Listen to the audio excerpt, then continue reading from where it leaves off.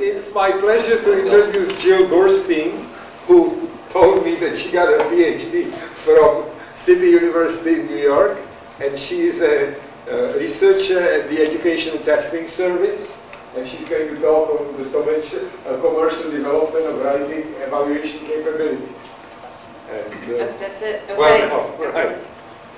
So I'm sorry we're starting late, but we had some technical difficulties, and we still have some technical difficulties. I was going to show you a demo, but I don't have a connection. So I have screens, and I'll talk about it and use your imagination. Okay, so I come from Educational Testing Service. This is an assessment company. They do standardized testing. So I want to talk a bit about assessment in the context of my work, because I always, especially if I'm coming to talk to students, I try to make a really important point that we're working in NLP, but when you work, whatever industry you're working in, you have to understand that industry, especially if you want to make significant progress. So what does writing skill development mean for educators? So teachers, I'm basically talking about teachers, policymakers who work at the state level. And basically what they want for writing is they want, from kindergarten to 12th grade, they want them to basically master basic writing skills. They want them to be able to, basic writing skills means grammar, spelling, punctuation. They want them to be able to perfect the 5-paragraph essay, which many people will argue we don't teach the 5-paragraph essay, but if anybody has kids or will have kids in the school system, they will be learning the 5-paragraph essay. What's a 5-paragraph essay? I mean, essay yeah. It's an introductory paragraph that usually has some background information, a thesis statement, 3 main points with supporting evidence, and a conclusion. That's how we learn to write essays. That's how we start. Okay, we don't necessarily end there, and that's it, but that's sort of how the developing writer starts. And they also want them to be able to write across genres, across disciplines. So it's not just about answering some general essay question, but if I have a question in social studies or something in science or history, I need to be able to write in that context. And those of you who are not from or weren't educated in this country, this may not apply, but here, that's how it works right now. And that's how it's worked for quite a while. Anyway, so they have a vision, and they have many ways of evaluating how well this vision is being implemented. So for instance, there's lots of high-stakes testing for admissions, for placement in schools and undergraduate and private schools, wherever. There's a lot of different kinds of standardized high-stakes testing. There's also what we call no or low-stakes testing. What that means is it doesn't affect the candidate individually. It doesn't have an impact directly on a single person, but for instance, so the statewide or national assessments will tell a state how well they're doing. The national assessments will tell the nation how well they're doing, the nation's report card, this kind of stuff. And then also low stakes in the classroom, so classroom instruction for writing, and that's the demo that I would have shown you. Our system is exactly that. So let's talk about what an essay looks like, because whenever I give talks, everybody has their own idea of what an essay is. And when I talk about essays, I'm talking about typically timed assessments, so they're not literary essays. I have yet to find an essay that has any kind of creativity or irony. They're trying to get their point across in 30 minutes, maybe 45 minutes. For a lot of the data that we get now is instructional data, and we're not sure. When I say instructional data, it's data that's been collected in the classroom. So when students are using our system and they're submitting essays, we collect those essays. We don't necessarily know how long the student had to write that essay. So it's possible that they would be longer than the typical standardized timed assessment, or they may be a little bit more refined because they've had time to do revisions. But they're basically the same. We don't score creative writing. So let's just clear that up right now, because someone always asks that question. This is what this is what an essay looks like. This is a real essay. I may have cut out a paragraph just to fit it on the screen, but this is more or less the kind of writing that we get. This was like 10th, 11th grade. And And it's just a 10th, 11th grade essay that you might find typically. So it's pretty boring, but it's not too bad in terms of its grammar and spelling and stuff. It's not a nightmare, okay? But that's sort of what, it's not a long R and, yeah. I'll show you worse, okay.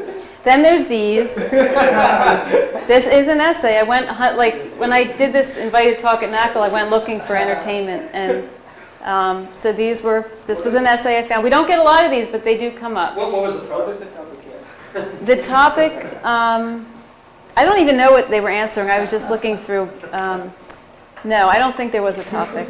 I don't know. I don't know what the topic was. But it was an essay that I pulled out of a corpus. And it's really well written, notice. It is. It's an essay about someone being stupid, but there's no spelling, there's no grammar. It's very clear what they're trying to say. As opposed to, wait. There's a clear thesis statement. So have I proved that you're the most stupidest person ever? This was written to this. There's no more content than you are stupid. A lot of these essays. With an anecdote? Anyway, here's another one. This was answering the question of student uniforms. So that was from the same. The tired student. Okay. Now this is what I call the crazy person essay, and we get these. And this is not a well-written essay, Fred. It's not that well. No.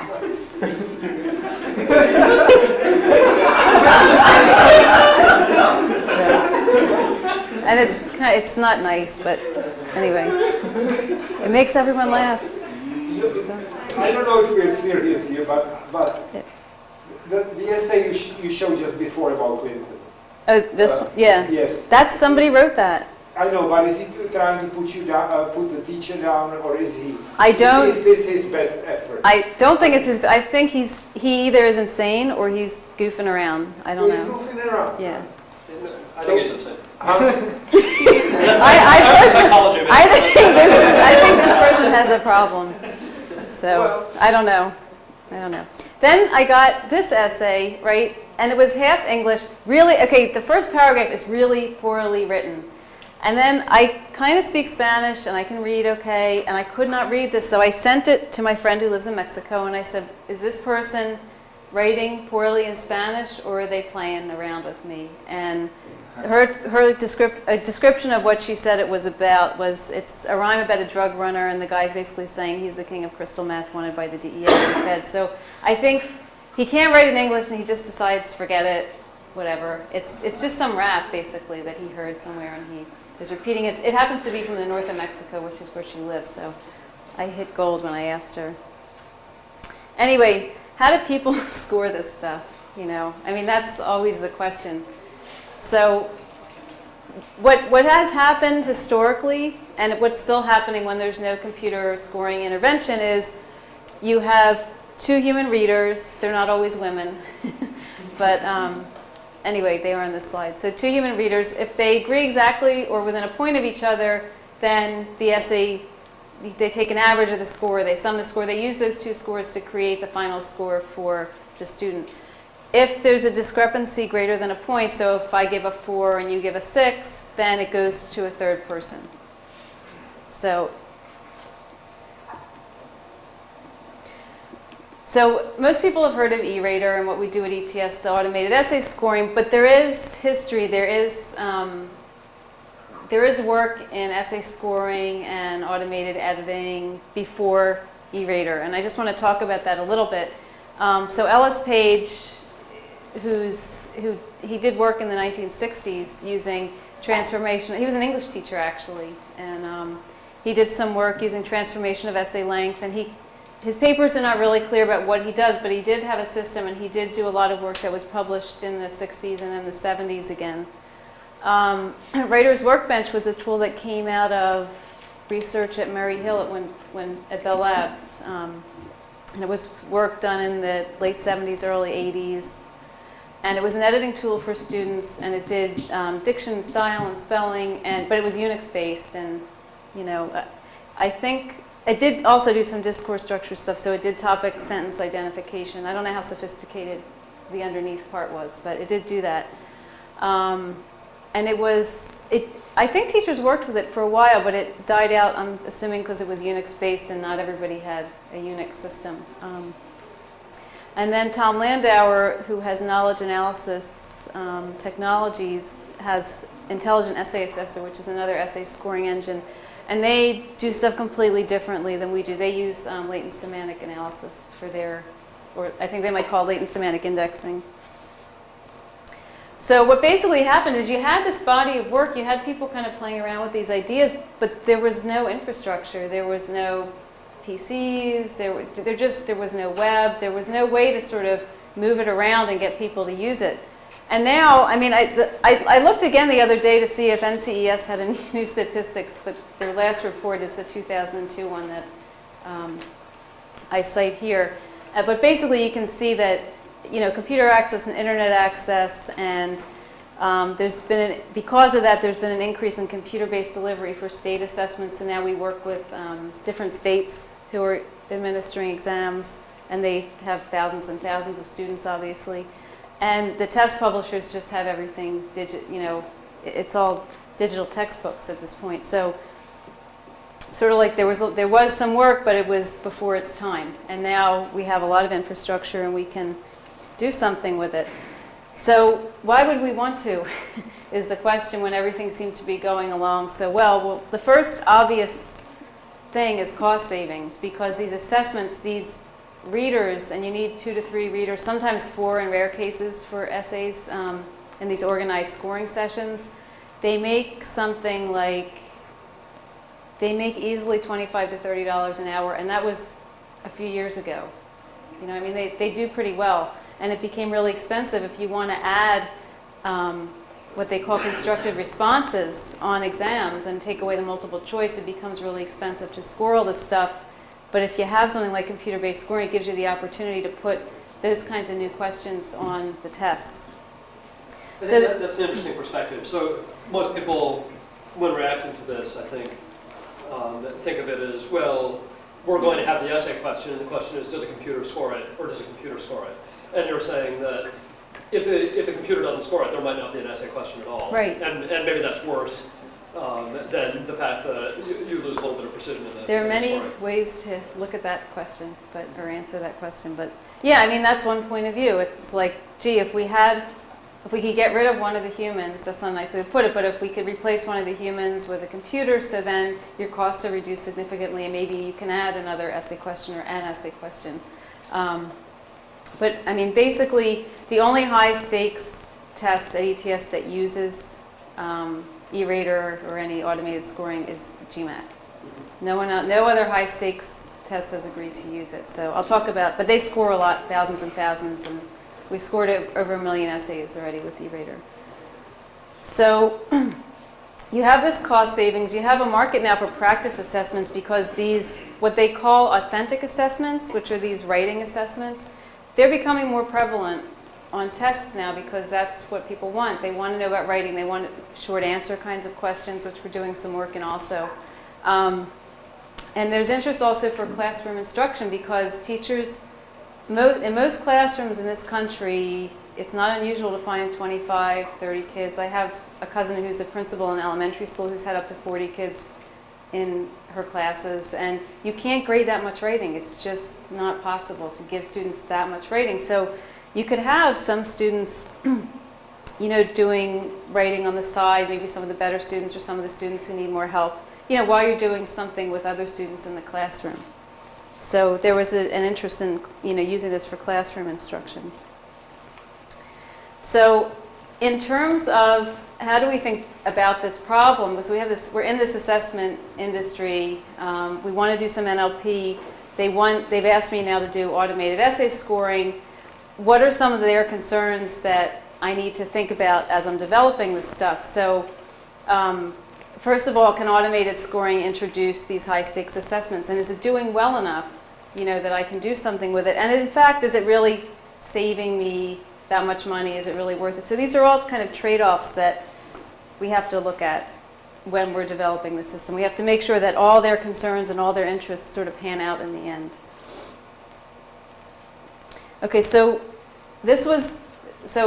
I'm given this problem of design an essay scoring system. So I said, well, what does an essay look like? So they said, look at the scoring guide. So these were these were the hints I had on how to score an essay. Besides, I had like 400 essays that had been scored.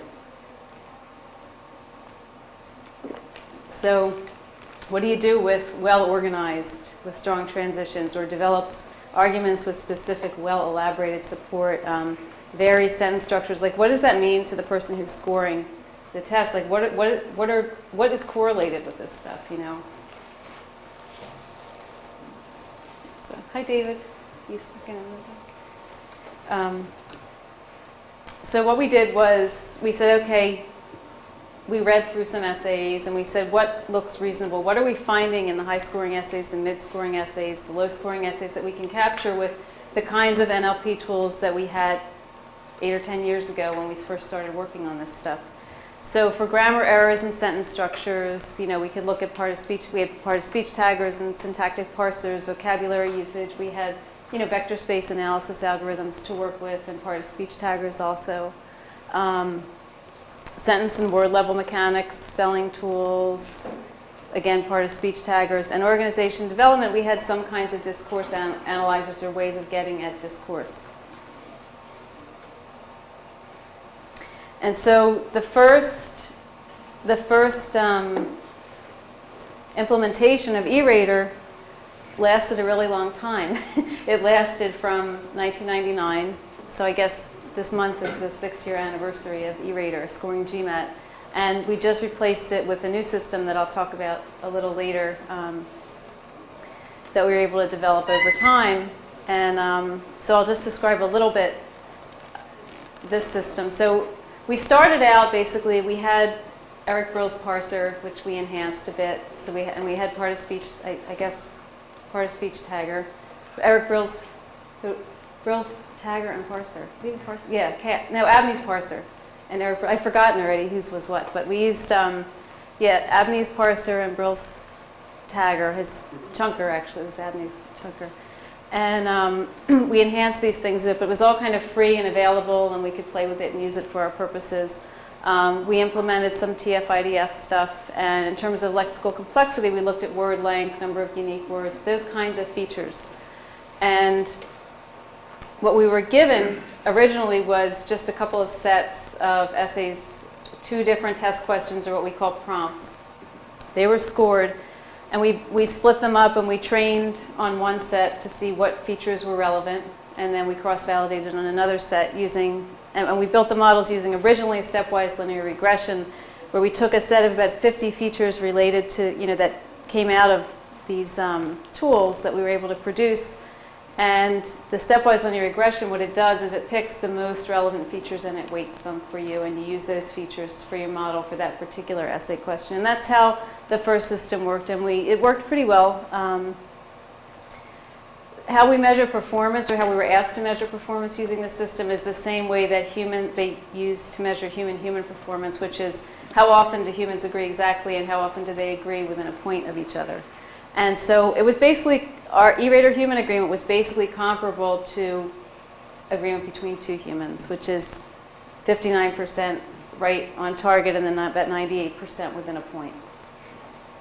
And those numbers, sort of as we moved along and we got more data and more essay questions, they kind of stayed pretty stable, except what would really throw you off is if you had a set of data that wasn't scored very well. So it was badly annotated, because if you think of scored essay data, it's like annotated data. And if the annotators or the readers are not trained well, you're going to have a problem building your model. And that's what we found. And it didn't happen often, but it happened. So I'm sorry, the issue is when a new annotator comes in? No, it's just, sometimes if you get data from ETS that's been scored by ETS readers, they are so stringently watched and monitored, and they make sure that, you know, everybody's giving some of the score points. Because I explained earlier that what they started noticing, because the readers were getting paid much and they could get fired, is that they were noticing people were giving on a 6-point scale 2s and 5s, because they were more likely to be within a point of where they should be. And so then they really started monitoring them. It never pays to pick a 6. It never pays to pick a 6. And so basically they really started monitoring and saying, okay, I used to think this was a problem. They'd say, okay, you, Jason, you're a reader, you have to give a certain percentage of scores across the range. And I thought, well, what if you don't find them? But the fact is that the data are really well scored. And I appreciated how well scored they were when data came in from the outside. And some high school said, here's our data.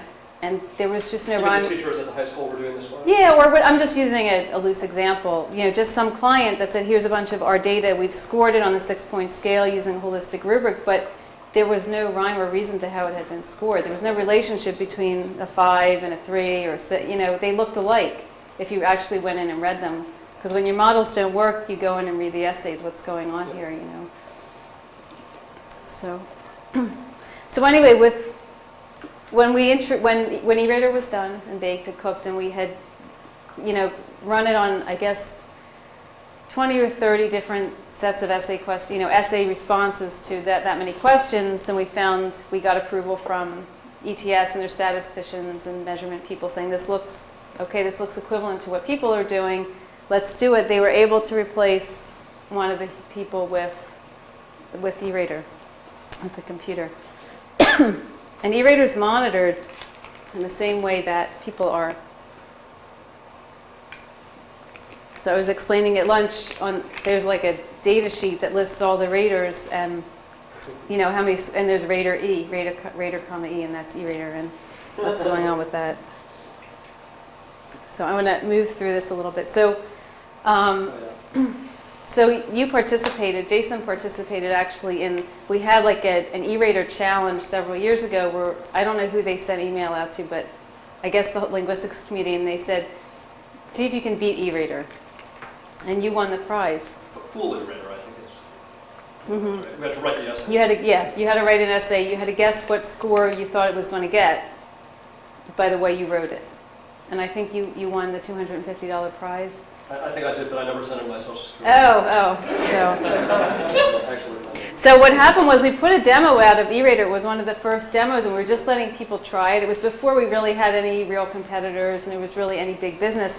And people were just going crazy. And I mean, not the people we asked to, but just people from the outside. And so they had this real fear, what we call the New York Times headline phobia, which has happened even, recently. But this is kind of my made-up example of what their fear is, that you put in one of these stupid essays, and E-Rater gives it, a reasonable score. Which could happen because there's nothing wrong mechanically with this essay. It's not good. Nothing wrong with it. What does that mean? It means there's no spelling errors, there's no grammar errors. What? I mean, you're so stupid is not wrong. What are you talking? You are stupid is a complete, well-formed sentence. Your is misspelled. Which one? Beginning of the second paragraph. Oh, well, so that's like one error, but as opposed to, we get essays from some people that they're written with grammar errors, and they have like. As somebody says you're instead of you are, he's a complete idiot. I do that sometimes. There's nothing to be discussed about. This is not a spelling error, or a typo. It could be. No. It occurs twice. This is a complete. Yeah. Okay, he's not the best writer, but it could get it's not going to get a 6 like a high score, but it may get a 3. Because maybe the engine that they typed it into, maybe that model was built for 7th or 8th graders. So my point is this, it's not looking at the topic well enough.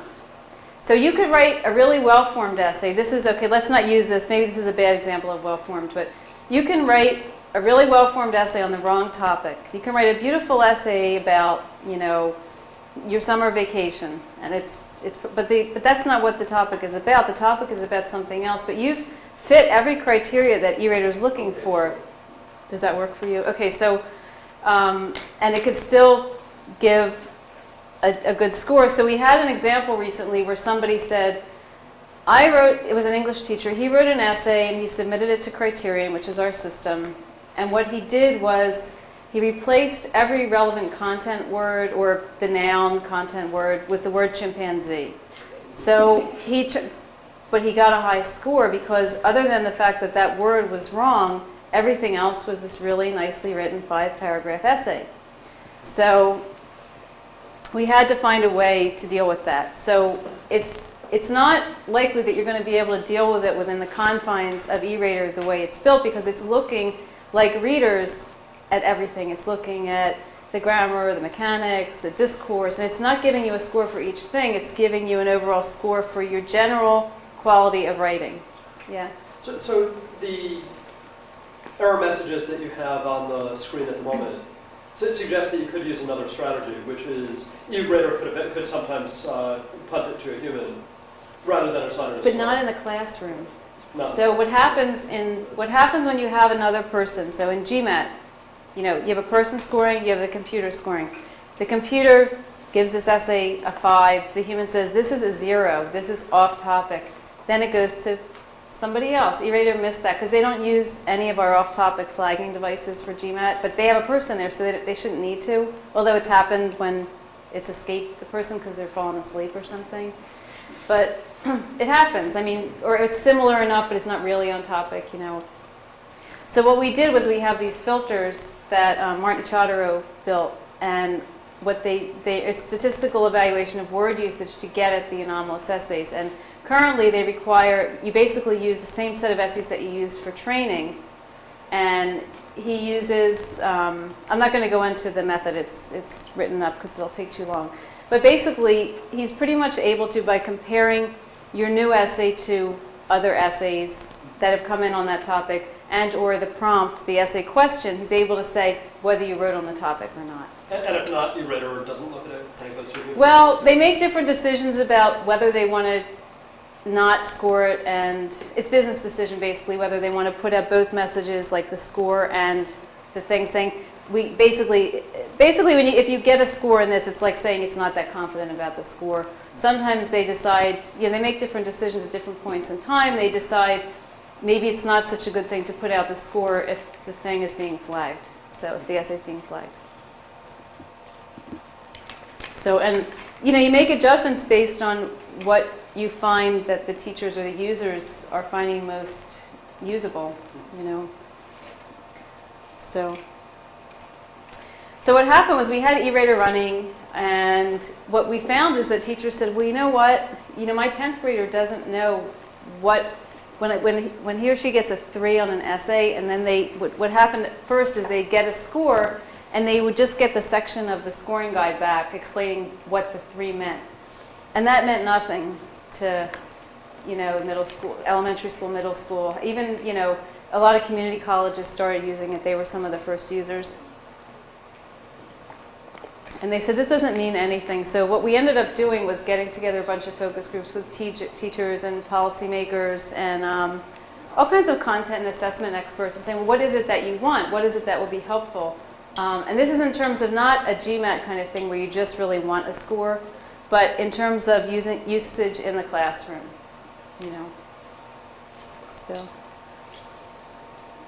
So some other, you have more innovation, you have more questions, more criteria of the users that you have to meet. So if we're going to produce feedback, how meaningful is it? Is it actually improving what the students are doing or not? I mean, they could be practicing and getting feedback, but how are they doing long term? Is it doing anything for them? And can instructional software help students understand and evaluate their own writing and get better? So how is all our technology and all the stuff that we're going to build, how's it going to help them be meaningful? So I guess it was in 2000 or 2001, I don't even remember the exact year, but they came out with this, we came out with a product called Criterion, which is the one I was going to demo. It is a product, it is in the field, and I'll show you some numbers later about how many people are using it. And it has 2 components. It has E-Rater in its current form, and it has the critique writing analysis tools, and that is the feedback component that flags grammar errors, usage errors, mechanics errors. It gives some style advice, not a whole lot, and it gives you information about your organization and development from an essay-based kind of organization and development. And so in terms of building the system, why did we build all this stuff from scratch? Because basically, The only thing that was free when we started building this stuff was spelling. I mean, you get Unix spell. That was all that was free.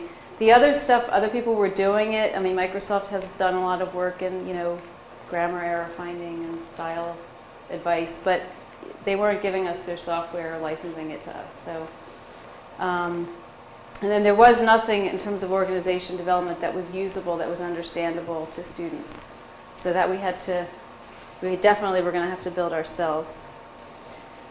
So I just want to talk about a little bit, really briefly, about some of the underlying methodology, some of the NLP that we use to develop this stuff. And so the grammar usage and mechanics errors were developed by Claudia Leacock and Martin Chotter. Now, Martin is a consultant with us, but he's at Hunter College. Claudia worked at ETS until last year, and then she's now working for Tom Landauer's group, the KAT, so she went to work for the competitor. But just to acknowledge that she was part of all of this before she left, and she was part of E-Rater and everything. So I'm just going to talk a little bit about their work here and how they use this sort of one method to get at a lot of information about grammar usage and mechanics errors. So what they found is that using a corpus of well-formed text, 30 million words from newspapers, kind of standard stuff, and using function words and part of speech tags as features, they collected frequencies for unigrams and for bigrams. And using point-wise mutual information and log likelihood ratios, they looked for unexpected sequences or violations in grammar, and they found that these were really highly correlated with score, first of all, and they were highly correlated with different kinds of errors that they wanted to look for or wanted to find. Some of this stuff fell out really easily once they figured out this method. And so they were harvesting, they say, the low probability bigrams from a set of essays. We always have a gold mine of essays to work with. Not always annotated, but we always have lots of stuff where we can poke around and work with.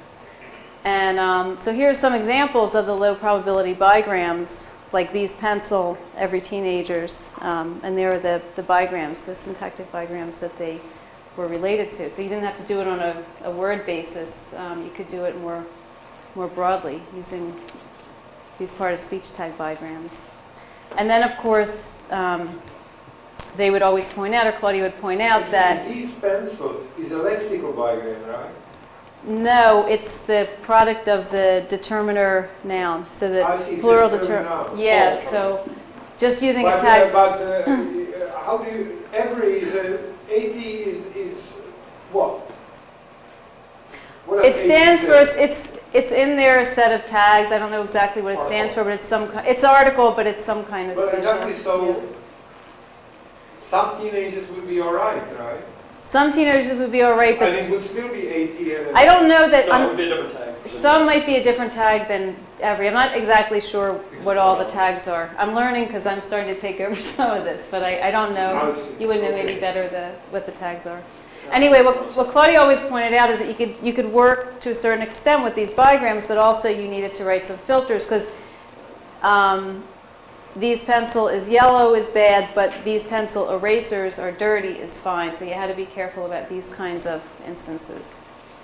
And when people are using the system, I mean, you go for precision over recall. You don't want to report errors that aren't really there. But when you miss errors, they complain. So you have to be really careful.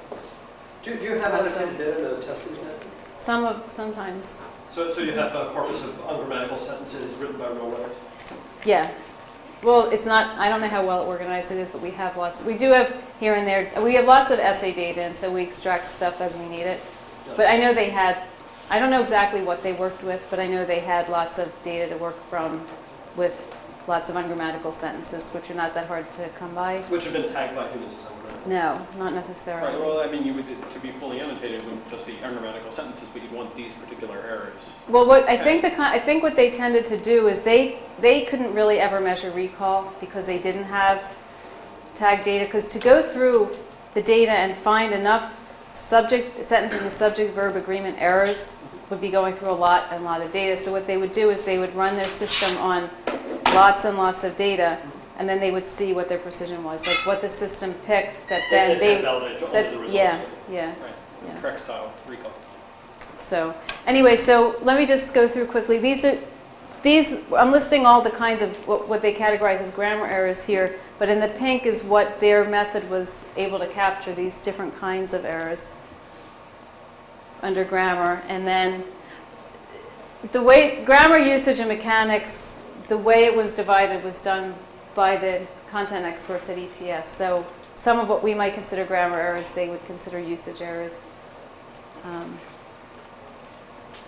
This is the kind of stuff that they're able to get at using those methods. And mechanics, a lot of the mechanics is trivial, like you don't have a question mark at the end of the sentence, but some of it missing apostrophe and hyphens and duplicate words. That stuff was picked up nicely by their bigram method. So I'll go over quickly. I don't know how, this is maybe the least interesting of the work I've done, but it was interesting to the teachers, which is that in terms of style, we didn't have anything. And some things that they wanted, they said, well, just tell the students how many really short sentences they have, how many unusually long sentences they have, because you don't want it to go too much in either direction, and how many passives. That stuff is fairly trivial. But the other thing that they said that we thought was going to be trivial, but it wasn't, they said it's really annoying when students repeat the same word or phrase over and over and over again. And it came up with this essay that was written to an essay question about community service. And the student wrote a really good essay, but they repeated the term community service like at the beginning of, or end of every sentence. And it degrades the quality of the essay overall, and it made the teacher want to give a lower score, you know. So we thought this was going to be pretty easy, but it wasn't. It wasn't a matter of just using the percentage of time the word was used in the essay, or you know how often it was used in a paragraph. It required doing some machine, you know, finding features that were relevant based on an annotated set of data, where we set a couple of teachers loose on essays and said, tell us, we didn't know really how to ask them what to do, but if the word is annoying to you, if it's repeated so much time that it's interfering with the fluency of the essay, mark it as overly repetitive. You know, when we did that, they didn't agree very much, but they each had their own pattern of what was annoying. So I could model for each of them and get really great agreement on either one of them. So we chose in the end, you know, we found a bunch of features that were useful: proportion of word and essay, distance between the repeated word, whether it's a pronoun or not, word length. And we use C5O to model one of their patterns, and we get pretty decent results in terms of labeling these annoyingly repetitive words. So in terms of organization development, yeah, there's a lot out there. There's I could use Daniel Marcoux's RST trees, and we originally used, you know, keyword and term detection. You could use, you know, kind of text tiling approaches to get it at coherence, or, you know, this lexical chains, but none of that stuff is meaningful to students, and it's not telling them so much about the organization of their essay that the teacher's looking for. So I worked with Daniel Marcoux and Kevin Knight, and we built together a system. We actually put together two systems that they built that were probabilistic, with a system that we built at ETS, and we now have a voting system. But we basically went through and annotate. We had annotators, two annotators go through about 1,400 essays and annotate them for these categories. The thesis statement, main points, supporting ideas, conclusion statement, and background. And based on this annotated data, we were able to use different kinds of features. I built a decision-based model. They built two probabilistic models, and we had this voting system. And it works reasonably well. Yes, it's largely based on, I mean, position contributes a lot, at least. I don't know what's going on so much in their system because they use more language modeling approach. But this is all documented in an article that appeared in one of the IEEE special issues of, I forget, Intelligent Systems. So all this stuff is on a website, which I can give you access to, and you can find all this stuff published. So we have grammar usage, mechanics, and style, and we have the organization development. So in terms of evaluations, well, what are we doing exactly? So We look at precision recall and F measure. That's not what they look at ETS, but we try and present it to them and explain it to them as something which is important way to look at things. And again, the trade-off is precision for recall because it's better not to show the falsely identified errors. You really don't want that. People get more angry when you show them that than when you just miss something.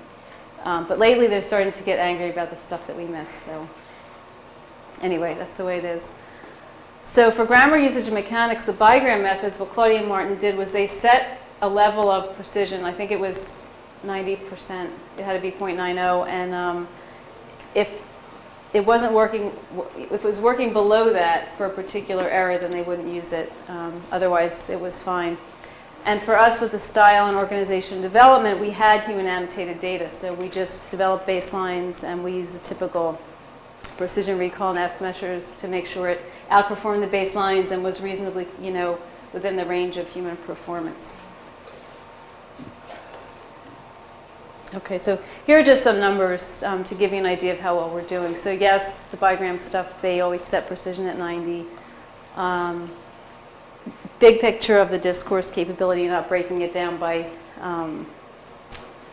discourse element, we got about 85% overall precision, which is, nicely, it's closer to human agreement than it is to the baseline. And the baseline's high because position gives you a lot, just like length gives you a lot for essay score. It's sort of a correlate for discourse because people write very formulaically.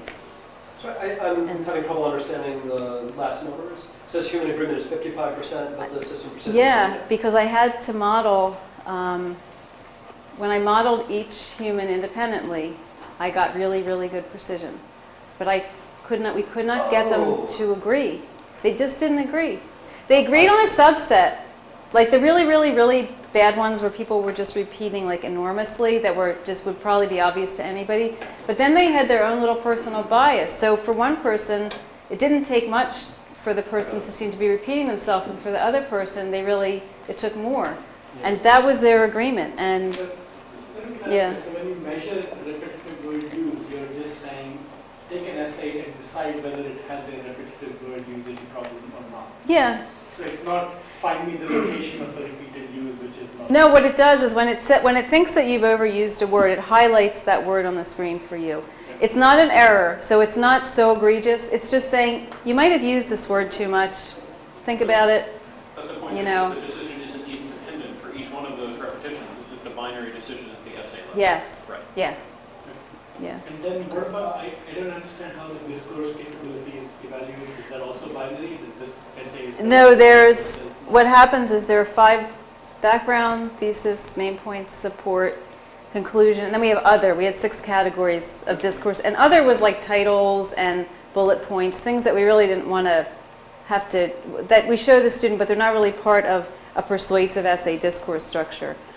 And so what that shows is how well the system labeled all kinds of discourse. Each paragraph has one of these labels roughly? Or more.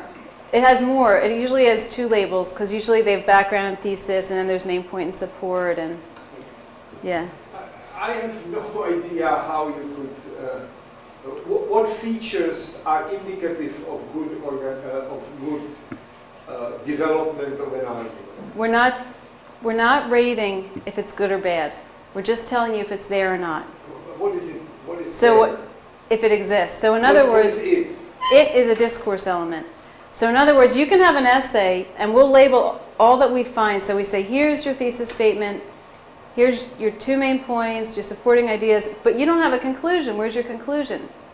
We're not saying, here's your thesis, the next step and what we're moving on to and what we've already moved on to is... How do you know that, I'm sorry, how do you know that this sentence is a supporting sentence? Well, thesis?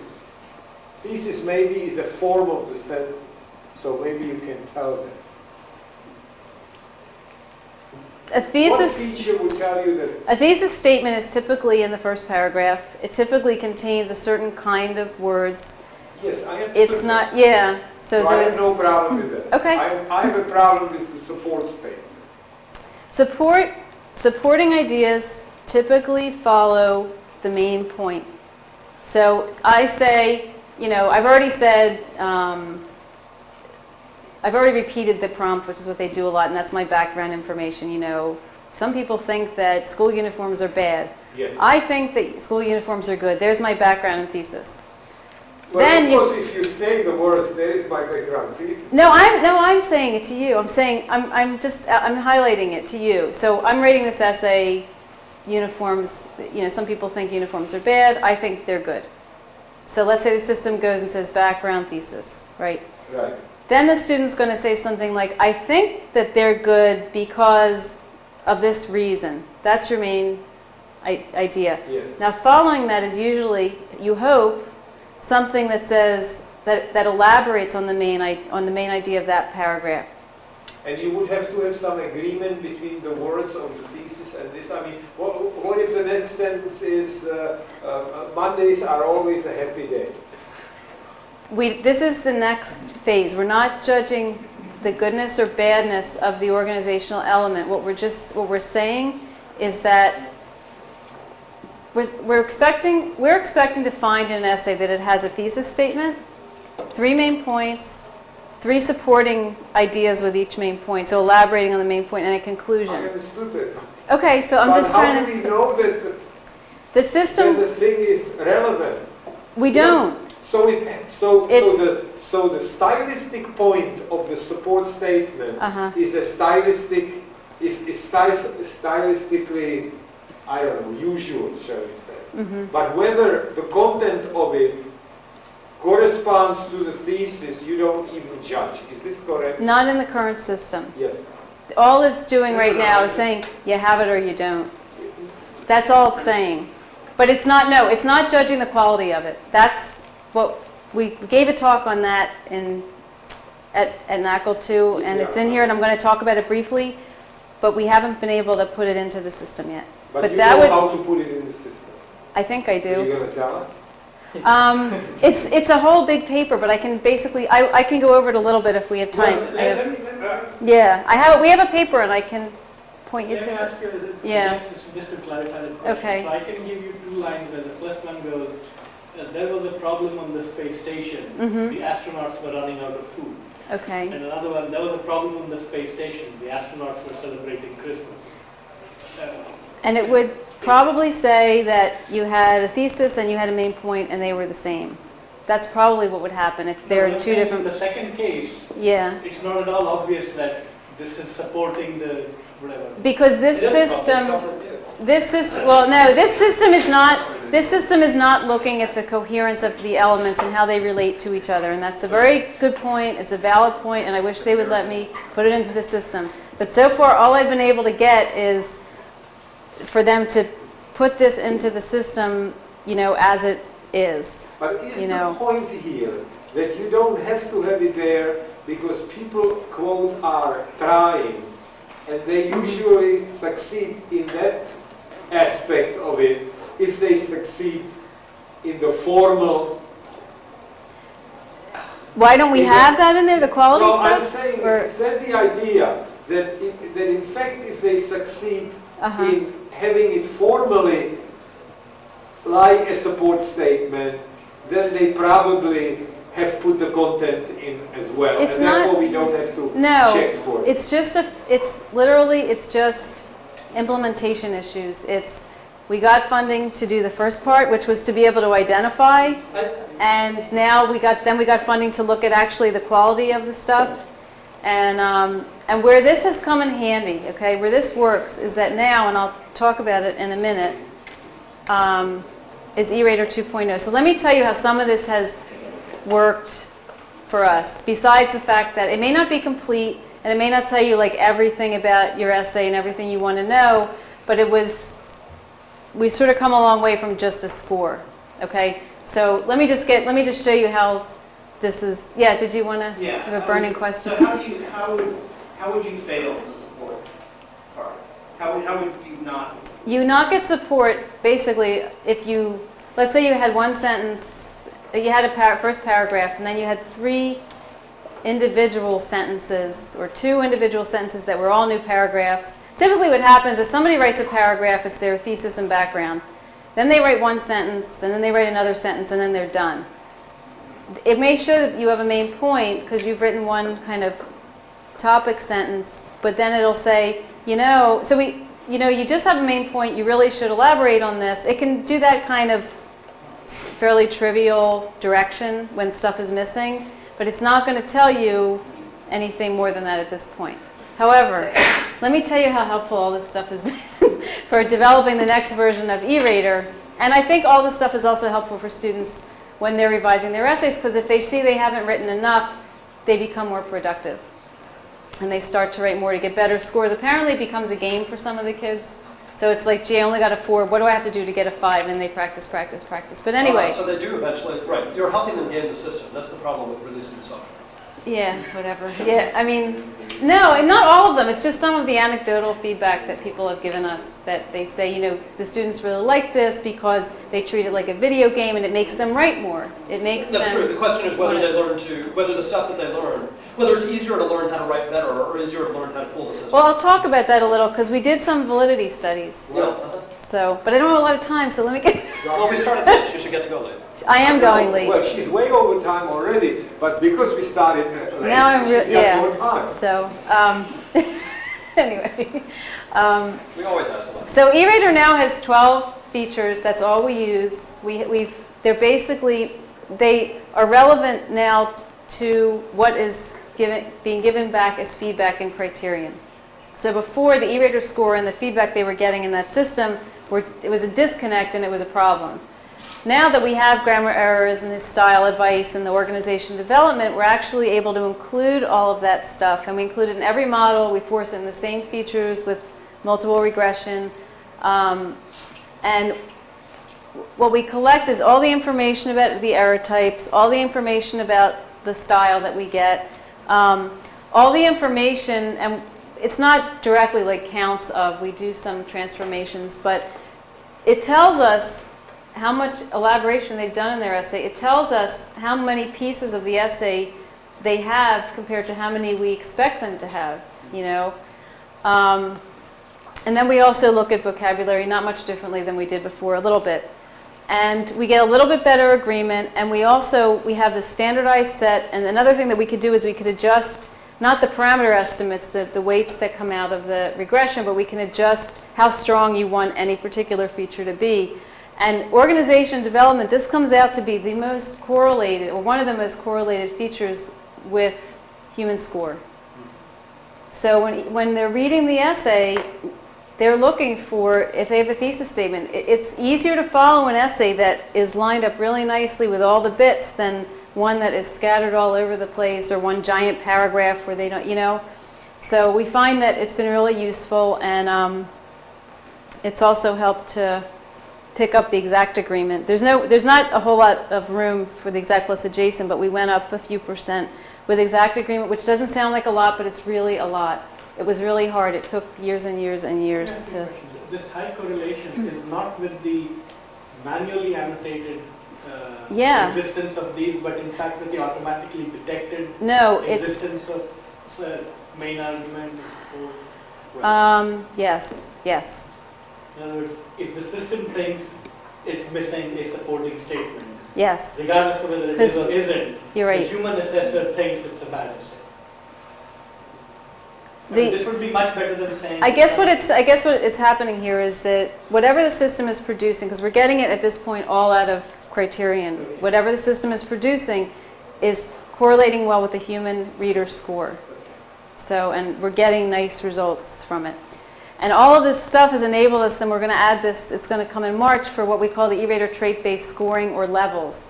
So they're going to get their score, and they're going to get not a score for grammar, usage, mechanics, style, for each of those traits, organization, development, but they're going to get a ranking that says your grammar is expected or lower or higher than expected based on your holistic score. Your organization development is, let's say you get a 5, but your organization development wasn't the thing really that pushed it up there. Maybe you want to take a look at that. It's a little lower. Everything else looks good and is contributing to the 5, but maybe you would have gotten a 6 if you had worked on the organization development a little more. So we have something right now in there that just picks up, but Tom Morton did that, based on rare part of speech tag sequences. From, people who really goof around and mix up the content, or this banging on the keyboard kind of essay that we get. It's another one of the filters. Now, let me go through some of the validity stuff, and then we can come back and the effectiveness studies. So my colleague Yigal Tali, who's a psychologist and a measurement guy, and who's helped a lot with E-Rater, and he developed the trait scoring. And he actually sat down and learned a lot about linguistics before he built anything, which was unusual and nice. But he and another colleague of mine, I have another study in here, wanted to know, okay, we have all this stuff, how is it helping?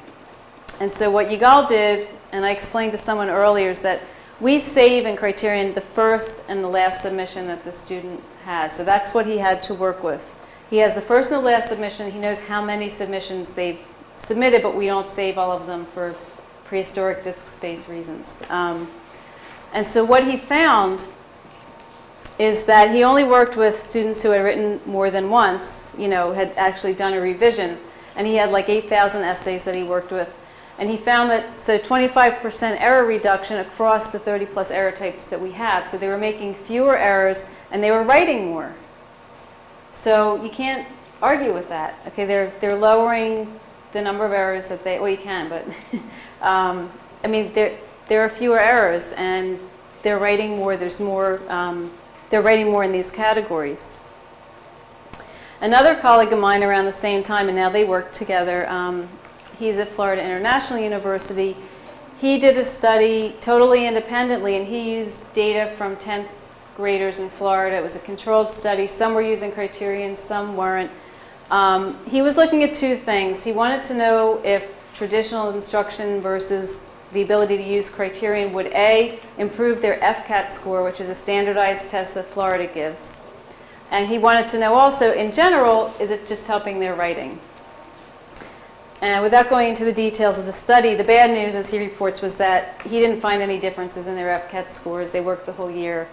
But he has to look into that. But he found the same thing that Yigal found, which is that over time, and he had a bigger portfolio of essays to work with. So if Yigal had 2 essays, he might have had 5 or 6 or 7 essays that they had written over a period of time.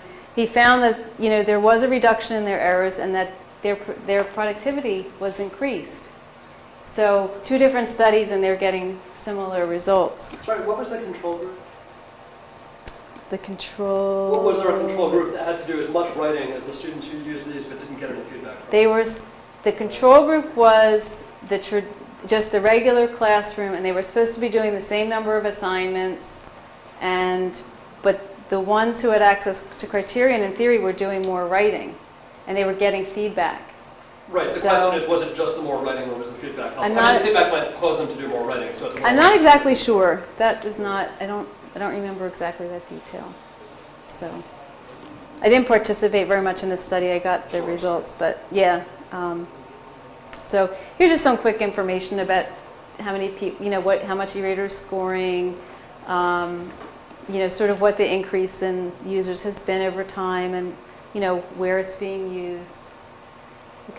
I'll quickly do 2 things. Let me just show you some of the screenshots quickly. We can go through them kind of fast, just to give you an idea, since I can't do the demo. So I was able to make this thing bigger, but I wasn't able to make anything else bigger. But basically what this is showing is this is a screen dump from real, I put in the "You Are So Stupid" essay, and it found a subject-verb agreement error. So once a teacher give you, then it gives you feedback, subject and verb may not agree. Moving on to the usage screen, it found the YOUR, and that's also work that Claudia did. And here, the repetition, it's saying, it doesn't like, it works with morphology a little bit. So if it found stupid, it's going to find stupidest and say, you've got stupid going on here a little too much. Is there too much? And it's not an error, it's just saying, take a look, And then there's the thesis statement. So you are stupid because you can't read, and you're stupid because you can't speak English, and blah, blah, blah. So Looks like elaboration. it's, yeah. So, I mean, one of the benefits of this is that it does give students independence, and it gives the teacher some independence too. So while they're doing one thing, someone else could be, you know, working with this in the classroom. So I'll quickly also just go through,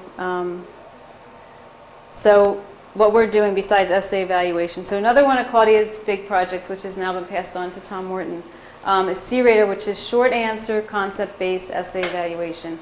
And the big difference between this and E-Rater is that this is looking for correct answers. So with E-Rater, you can write basically about, you can write in any direction about the topic. It's not looking for the right or wrong answer about whether school uniforms are good or not. It's just looking for a well-written essay, and it's judging the quality of writing.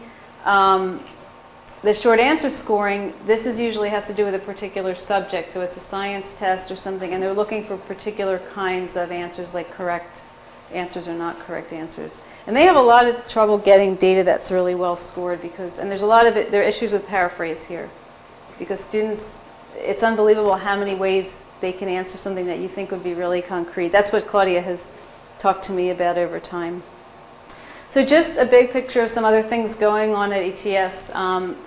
They do some work in another group. Derek Higgins is one of my colleagues there, and they do some work with automatically generating items because it's kind of hard it takes a lot of time to go through and make stuff up by yourself or look through books or, you know, just come up with this stuff from scratch. And so he has a way that's using sentence pattern information, and they have this big article database. And so when they have these patterns of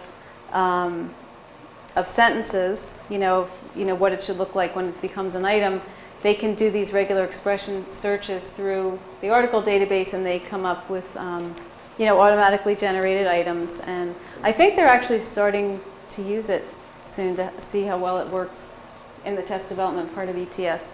And they're working in English and Spanish right now. And I think he's doing also some work with Japanese, but I'm not really exactly sure how much. Paul Dean is another computational linguist who's at ETS, and he's doing something also with item generation, and it has to do with, for sentence completion, multiple choice items, generating the right words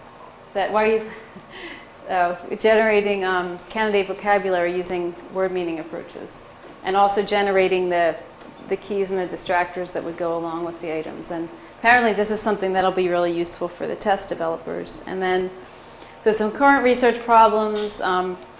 We need to have more grammar errors that cater more to non-native speakers, because those are the kinds of errors that it's not picking up, and that seems to be something people are complaining about.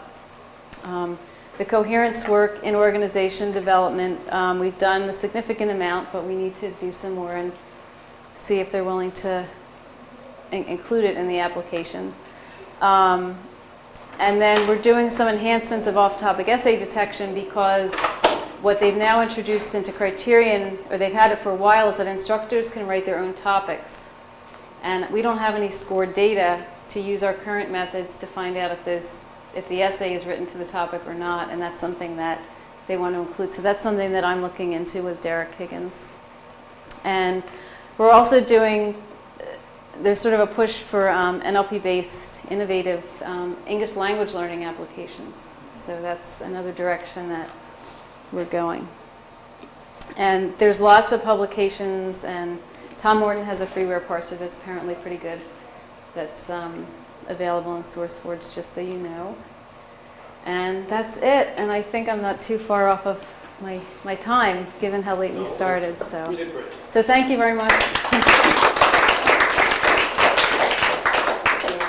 I have a question. These things work on the basis of correlation, right? Essentially, of the judgment of the software with the judgment of the people. Right. Now, ETS is always in trouble with that, because whenever somebody says, I'll give you an example which is not a real example, 2 and 2 is 7, and there is an answer 2 and 2 is 4, but they mark 2 and 2 is 7 correct. There is always trouble on that. even though it may be that the guy who says 2 and 2 is 4 lacks imagination, therefore we don't want to employ him. Mm-hmm. Now, won't there be attacks of this sort on a system here also? Every day there are attacks on the system. Every day I have to deal with, there's the attack from English teachers, which I hear less and less. They usually come from rhetoric departments where people are doing creative writing, and it doesn't apply here. There are lots of, the kinds of complaints that I get mostly, or the kinds of stuff that comes up in the newspaper is you get journalists who often just want to talk about how it's really bad. Yes. Or if they want to if they think they want to give a balanced approach, they say it's okay and here's what they do and blah blah blah, and then they give some really horrible example of like the chimpanzee essay, and they put no context around it. You don't really know what they were doing. I was even thinking of these, true or false, not true or false, 4 choices where something is scored as correct, one choice, but some other. Yeah. Somebody has complained that some other answer under some interpretation. I don't know how much of that they get. I don't know how much of that they actually. That may happen. I don't hear about it though. I don't hear about it. It's in the New York Times always. There are times when. Your software. I'm talking about. No, I know. There are times when ETS misscores a whole batch of data, or they lose a batch of data, and it really makes the news because a lot of that stuff has to do with high stakes testing. It has to do with an SAT or Praxis or something where it's really affecting somebody's life. So, but they're an institution that gets a lot of complaints. That's for sure. So, and I certainly do. I have to deal with complaints from users all the time. They're not nasty or anything. It's just like, why didn't this work? Why didn't it pick up this comment error? And I have to come up with an answer. And sometimes I have one, and sometimes I don't. So, anyway, any more questions? No. Thank you. No,